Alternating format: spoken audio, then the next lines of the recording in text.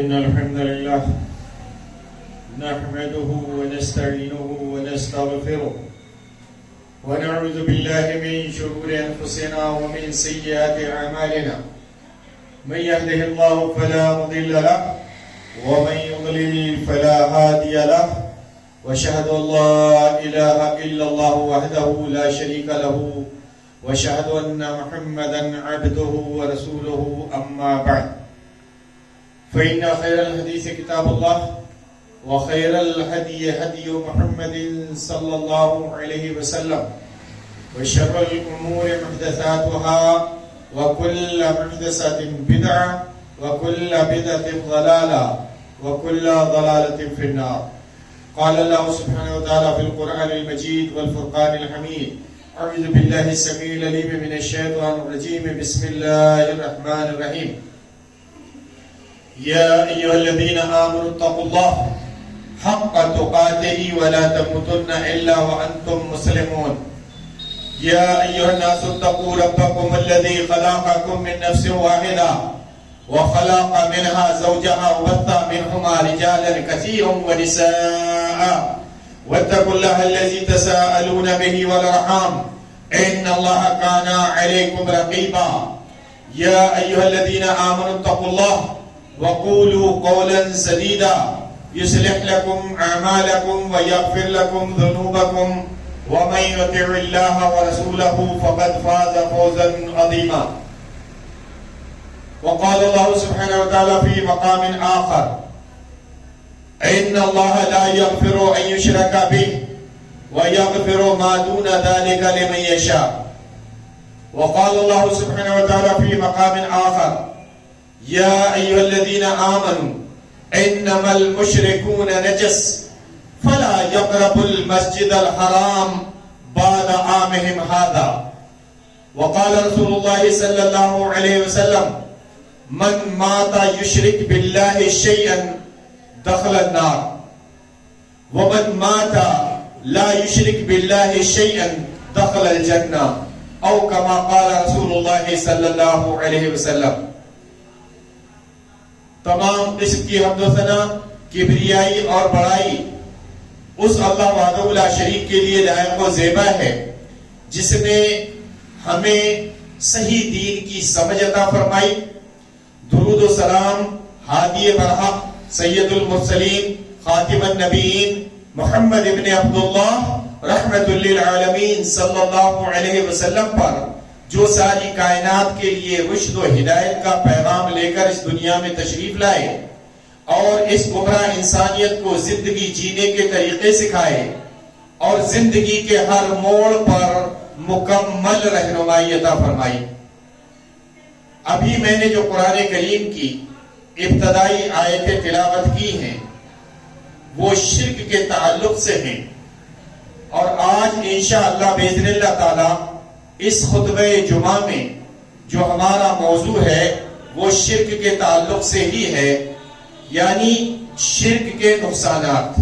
اللہ وحدہ لا شریک سے دعا ہے کہ اللہ وحدہ لا شریک مجھے حق کہنے، آپ سب کو حق سننے اور ہم سب کو حق پر عمل کرنے کی توفیق عطا فرمائے. آمین والحمدللہ رب العالمین. نیچے سے بچوں کی آواز آ رہی ہے بولنے کی، کہہ دو خاموش رہے، خطبہ ہو رہا. تو اللہ وحدہ لا شریک نے اس شرک کے تعلق سے جو باتیں ارشاد فرمائی ہیں ان کو ذرا دھیان سے سنیں. اللہ وحدہ لا شریک نے ارشاد فرمایا کہ ان اللہ لا یغفر ان یشرک بہ ویغفر ما دون ذلک لمن یشاء. یعنی اللہ وحدہ لا شریک شرک کو کبھی بھی معاف نہیں کرے گا. یعنی اس نے کہا کہ اللہ وحدہ لا شریک سارے گناہ معاف کر دے گا اور اس بات پر وہ قادر ہے کہ وہ سارے گناہ معاف کر دے. لیکن جب رب نے ایک وعدہ کر لیا، رب نے ایک بات کہہ دی کہ جو کوئی شخص شرک کرے گا میں اس کو معاف نہیں کروں گا، تو پھر جان لو کہ چاہے شرک کرنے والا مولوی ہو، چاہے شرک کرنے والا کوئی علامہ ہو، چاہے کوئی شرک کرنے والا شیخ ہو، چاہے کوئی کتنی بھی عبادتیں کرنے والا ہو، اگر وہ شخص شرک کرتا ہے تو اللہ وحدہ لا شریک اس کو کسی بھی حال میں معاف نہیں کرے گا۔ دوسری جگہ ارشاد فرمایا کہ انہو من یشرک باللہ، کہ دیکھو اللہ کے ساتھ میں تم شرک مت کرو، کہا اللہ کے ساتھ میں شرک مت کرو، انہو من یشرک باللہ فقد حرم اللہ علیہ الجنہ، اگر کسی نے شرک کیا تو اللہ وحدہ لا شریک نے اس کے اوپر جنت کو حرام قرار دے دیا ہے۔ سمجھ رہے ہیں بات میری سمجھ میں آ رہی؟ یعنی شرک جو کرتا ہے اللہ نے اس کے اوپر جنت کو حرام قرار دے دیا ہے، تو جس پر جنت اللہ نے حرام کر دی تو اس کو کوئی جنت میں لے جائے؟ سوچنے کی بات ہے، ہم کو سوچنا چاہیے، ہم کو غور و فکر کرنا چاہیے کہ کہیں ہم ایسا شرک تو نہیں کر رہے ہیں جو اللہ نے ہمارے اوپر جنت ہی حرام قرار دے دی ہے۔ اگر جنت ہمارے اوپر حرام قرار دے دی تو پھر کون ہم کو جنت میں لے جائے؟ رب کہتا ہے کہ انہو من یشرک باللہ، کہ اللہ کے ساتھ میں شرک مت کرو، انہو من یشرک باللہ فقد حرم اللہ علیہ الجنہ، کہ جس کسی نے اللہ کے ساتھ شرک کیا اللہ وحدہ لا شریک نے اس کے اوپر جنت کو حرام قرار دے دیا ہے، اس کے اوپر جنت حرام۔ کہا ومأواہ النار، اس کا ٹھکانہ جہنم۔ کوئی سوچے کہ چلو جنت حرام کر دی ہے، کوئی بات نہیں، کہیں نہ کہیں رک جائیں گے، کہیں نہ کہیں ٹھہر جائیں گے، کسی نہ کسی کے چھاتے کے سائے میں رک جائیں گے، کہیں کوئی سایہ مل جائے گا اس میں ٹھہر جائیں گے، جنت ہی تو حرام کر دی چلو وہاں رک جائیں گے۔ رب کہتا ہے ومأواہ النار، اس کا ٹھکانہ جہنم ہے، اور کہا وما للظالمین من انصار، اور ایسے ظالم کا کوئی مددگار بھی نہیں ہوگا۔ یعنی کوئی کہے فلانے حضرت بچا لیں گے، فلانے شیخ بچا لیں گے، فلانے کے دامن کو پکڑ کر مچل جائیں گے، وہ ہم کو بچا لیں گے، رب کہتا ہے بالکل جھوٹ ہے، بالکل جھوٹ ہے۔ کہا ومأواہ النار، اس کا ٹھکانہ جہنم ہے، وما للظالمین من انصار، اور ایسے ظالم کا کوئی مددگار نہیں ہوگا۔ رب نے کہہ دیا کہ اس کا کوئی مددگار نہیں ہوگا، تو ذرا سوچو، غور کرو کہ پھر اس کا مددگار کون ہو سکتا ہے؟ رب کہہ رہا ہے کہ ایسے آدمی کا تو کوئی مددگار ہو ہی نہیں سکتا، تو پھر کہاں سے مدد کرنے والا آ جائے گا؟ کہاں سے کسی کو پکارا جائے گا؟ تو کہاں سے کون آ جائے گا؟ کوئی بھی نہیں آئے گا۔ کہا وما للظالمین من انصار، اور ایسے ظالم کا کوئی مددگار نہیں ہوگا۔ دوسری آیت سنیں، دوسری آیت میں کتنی اور بھی اس سے زیادہ سخت ہے۔ اللہ وحدہ لا شریک نے ارشاد فرمایا یا ایھا الذین آمنو، اے ایمان والو، اے ایمان والو، یا ایھا الذین آمنو، اے ایمان والو، ایمان والوں کو مخاطب کیا، اور مخاطب کرتے ہوئے اب اللہ نے جب ایمان والوں کو مخاطب کیا، مومنوں کو مخاطب کیا، تو اب رب کچھ خاص بات بتانا چاہ رہا ہے، تو اس مومن کو چاہیے کہ اپنے کان کھول لے، اپنے کانوں کو کھول کر سنے کہ اب رب کیا بتانا چاہتا ہے۔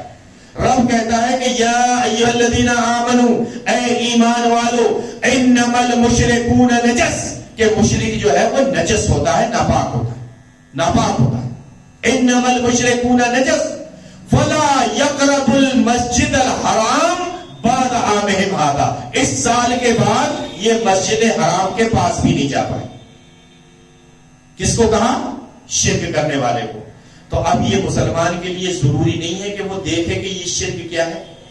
حدیث میں نبی کریم صلی اللہ علیہ وسلم، جو میں نے حدیثیں پڑھی تھی ان کا بھی مفہوم ذرا سماعت فرمائیں۔ نبی کریم صلی اللہ علیہ وسلم نے ارشاد فرمایا من ماتا یشرک باللہ شیئا دخل النار، جو مرے گا ایسی حالت میں کہ اللہ کے ساتھ شرک کرتا ہو تو وہ جہنم میں جائے گا۔ نبی صلی اللہ علیہ وسلم نے بھی واضح بتا دیا۔ دوسری حدیث میں ارشاد فرمایا کہ من ماتا لا یشرک باللہ شیئا دخل الجنہ، اور جو ایسی حالت میں مرے گا کہ وہ اللہ کے ساتھ شرک نہیں کرتا ہے تو وہ جنت میں جائے گا۔ تو ہم کو چاہیے کہ ہم نہیں دیکھیں کہ یہ شرک کیا ہے، شرک کو دیکھنا چاہیے نا کہ شرک کیا ہے۔ یہ ضروری ہے کہ ہم پہچانے تو پہلے شرک، تبھی تو اس سے بچیں گے شرک سے۔ اگر ہم اس کو پہچانتے ہی نہیں ہیں، شرک کو جانتے ہی نہیں ہیں، تو اس سے بچیں گے کیسے؟ اس سے بچیں گے کیسے؟ تو بچنے کے لیے یہ ضروری ہے کہ پہلے ہم یہ دیکھیں کہ شرک کس کو کہتے ہیں۔ شرک جو ہے، شرک کا مطلب ہوتا ہے حصے دار، حصہ یا ساجھا کرنا، یا جو ہے مشرک جو کہتے ہیں حصے دار کو کہتے ہیں یا ساجھے دار کو کہتے ہیں۔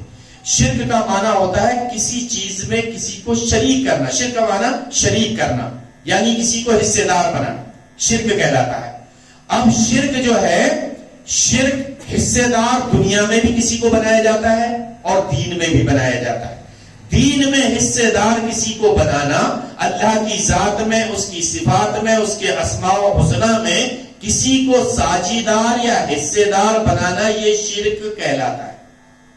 دین میں شرک کہلاتا ہے. دنیا میں آپ ایک کمپنی کھولیں گے, کسی کو آپ شریک بناتے ہیں. دنیا میں اگر کسی سے کوئی کاروبار آپ کریں گے, کوئی شریک بناتے ہیں, وہ بھی حصے دار مشرک کہلاتا ہے. لیکن وہ دنیا داری کے تعلق سے ہے, وہ ایک دنیا کا حصے دار ہے. لیکن یہ اللہ کی ذات میں, اس کی صفات میں, اس کے اسماء و حسنہ میں یعنی اس کے ناموں میں کسی کو شریک بنانا, کسی کو ساجیدار بنانا, کسی کو حصے دار بنانا, یہ شرک کہلاتا ہے.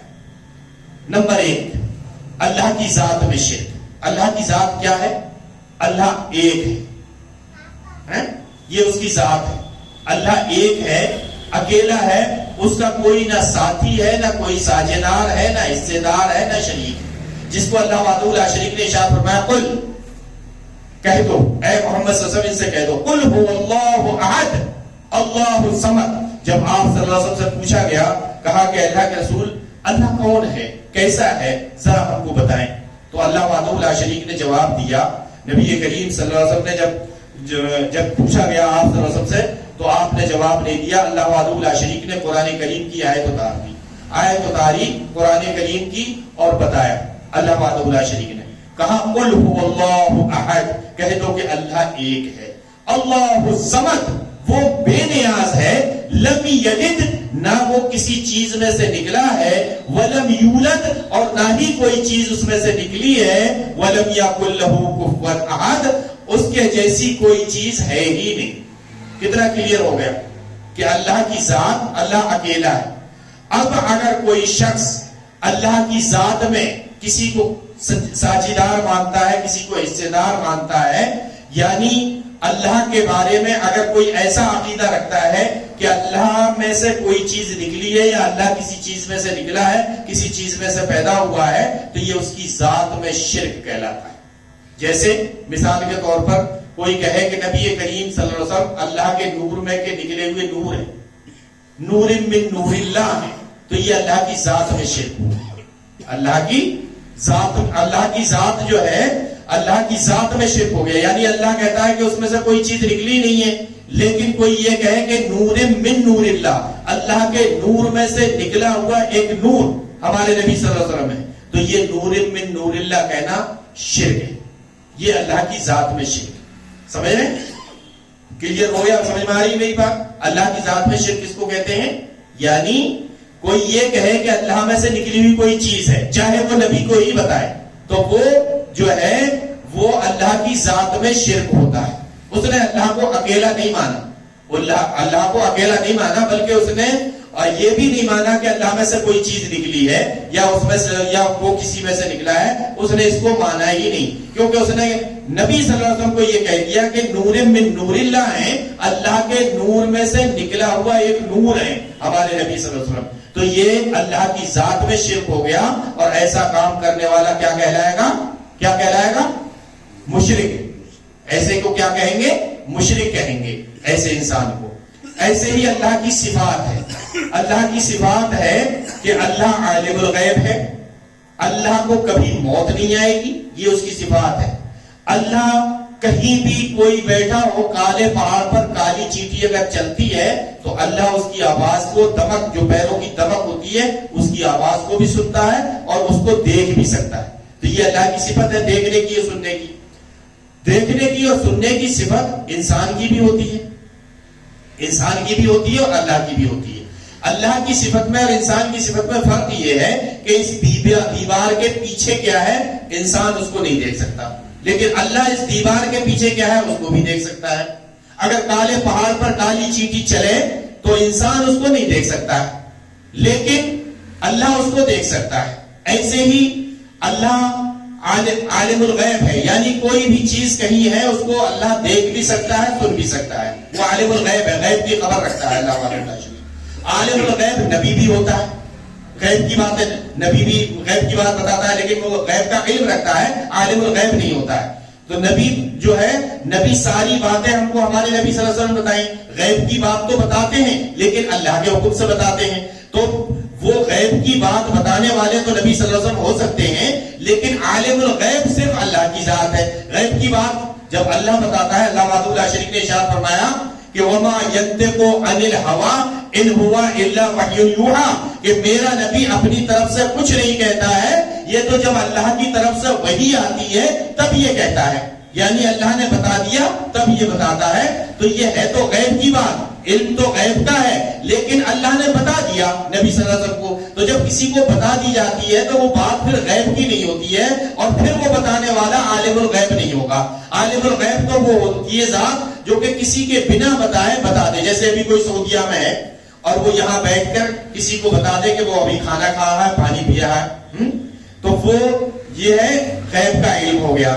لیکن اگر ویڈیو کال پر دیکھ کر کوئی بتاتا ہے تو پھر یہ ویڈیو کال کے ذریعے بتایا تو یہ اب جو ہے ویڈیو موبائل سے بتایا تو اب یہ عالم الغیب نہیں کہلائے گا، بلکہ غیب کی بات اس نے اس میں دیکھ کر بتا دی تھی تو غیب کی بات، لیکن اس نے موبائل میں دیکھ کر بتا دی تو اب یہ عالم الغیب یہ انسان نہیں کہلائے گا کیونکہ یہ دیکھ کے بتا رہا ہے، اس کو بتائی گئی دکھائی گئی تب بتائی.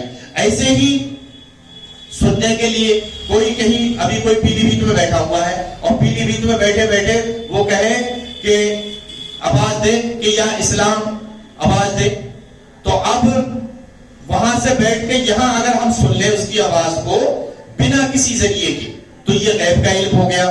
تو یہ سننے والا عالم الغیب کہلائے گا. تو یہ ذات صرف اللہ کی ہے. لیکن وہاں سے کوئی موبائل سے کال کرے اور یہاں بیٹھ کر آدمی سن لے تو پھر یہ غیب کا علم نہیں رہا. سمجھ میں آ رہی بات؟ یہ بہت ضروری ہے کیونکہ مشرک جو ہے، شرک کرنے والا، اس کے لیے جہنم ہے، وہ جہنم میں ہی جائے گا. اس لیے جو ہے اس کے لیے ضروری ہے کہ اس کو شرک کے بارے میں معلومات ہونا چاہیے. تو اب وہ ایسا شخص جو ہے جو بنا دور سے کسی چیز کے بنا ذریعے کے جو بتاتا ہے وہ صرف ذات اللہ کی ہے اور عالم الغیب اللہ کے علاوہ کوئی نہیں ہے. عالم الغیب صرف اللہ وحدہ لا شریک ہے.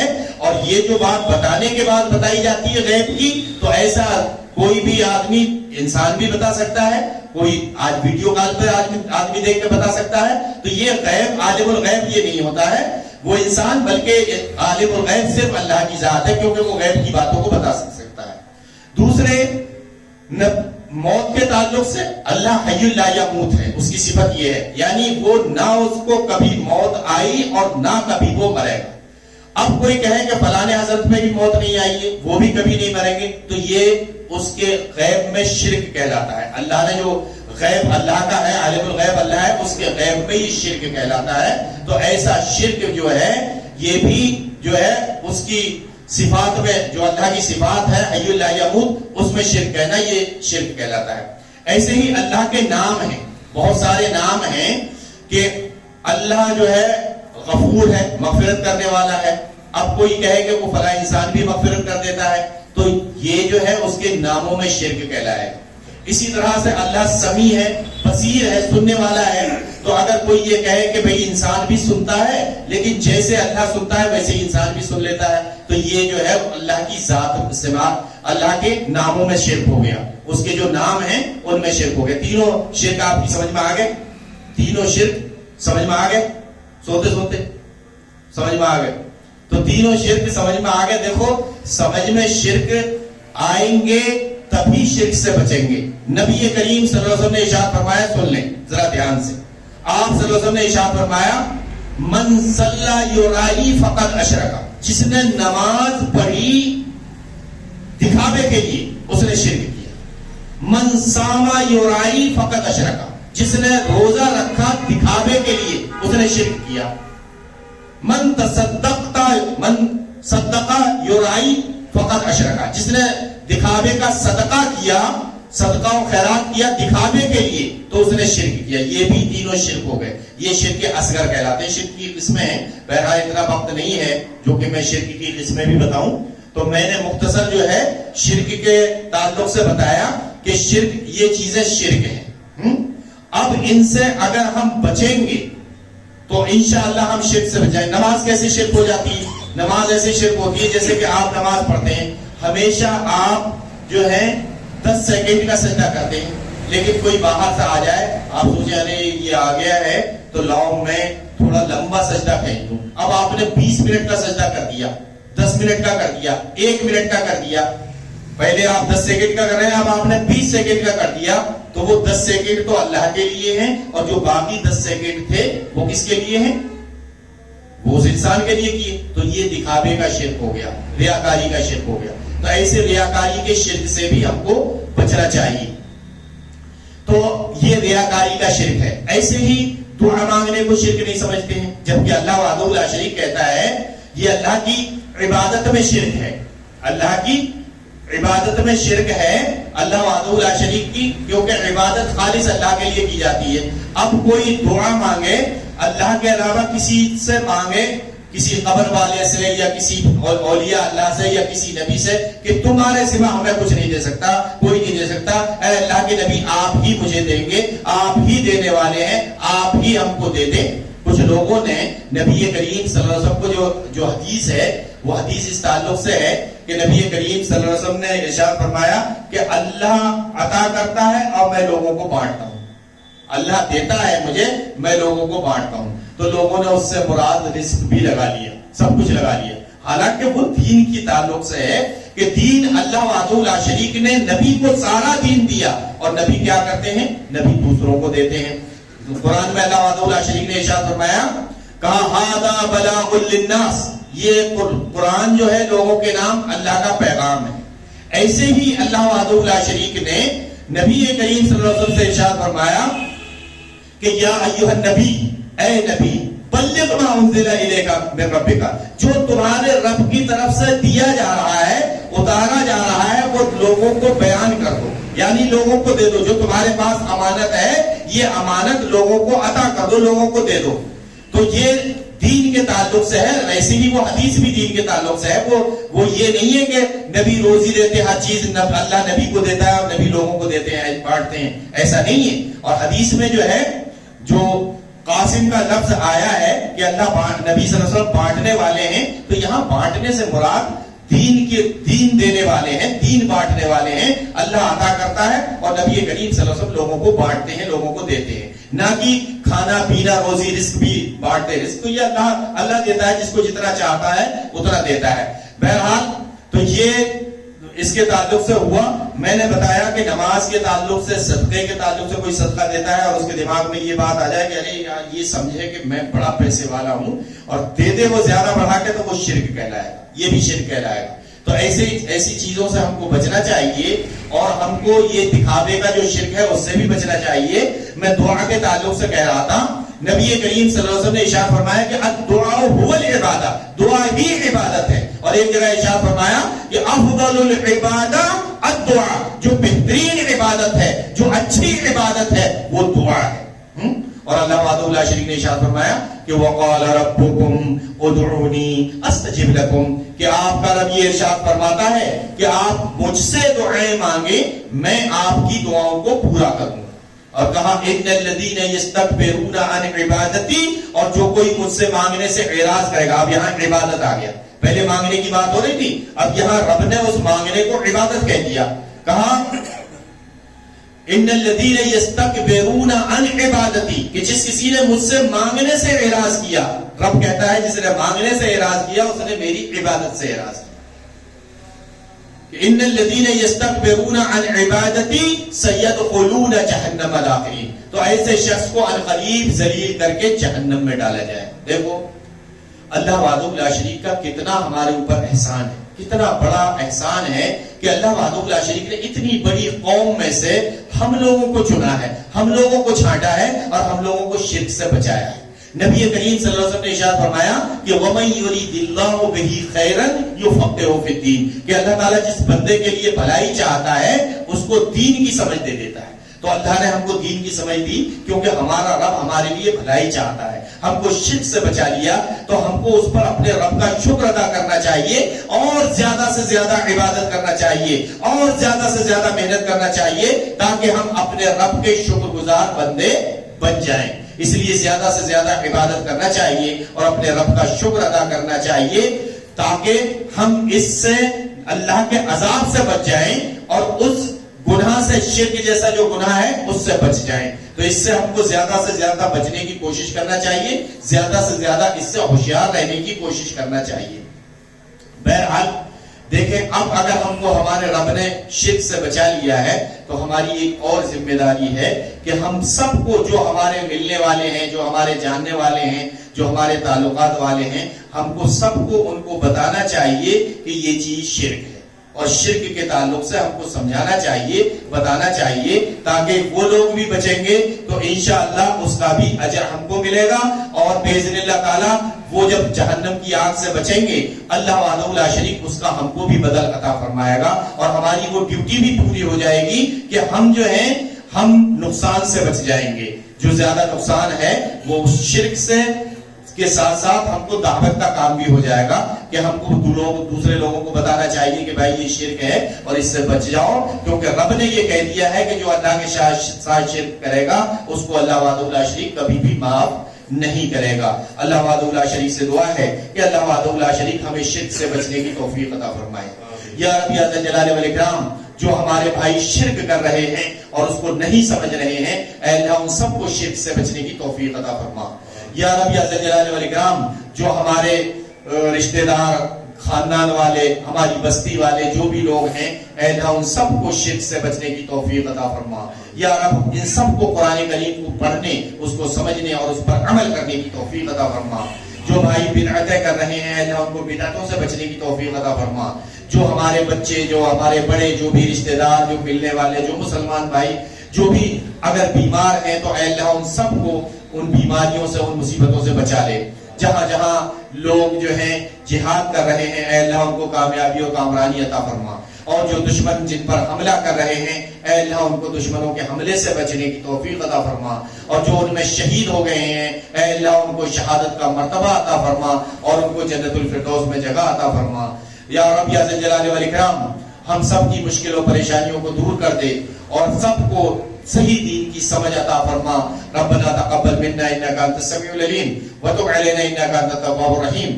ربنا آمنا بما انزلت واتبعنا الرسول فاكتبنا مع الشاهدين وما علينا الا البلاغ فقد واخر دعوانا ان الحمد لله رب العالمين۔